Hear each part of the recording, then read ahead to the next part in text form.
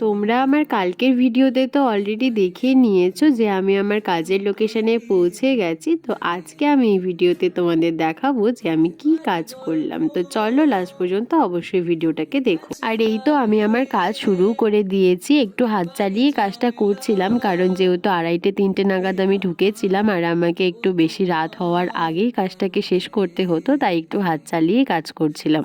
আর যে দিদির বিয়ে, সে দিদিও আমাকে প্রচুর হেল্প করেছে, নাহলে আমি এত তাড়াতাড়ি কাজটা করতে পারতাম না। সত্যি দিদি খুবই ভালো আর খুবই খুবই হেল্পফুল। আর এই যে আমাদের কাজের ফাইনাল লুক, আজকে কিন্তু একদম আলাদা একটা ডিজাইন করার চেষ্টা করেছি আর সম্পূর্ণটাই ছিল আমার পছন্দের। দিদি আগেই বলে দিয়েছিল যে তুই তোর পছন্দ মতো সুন্দর করে করে দিস।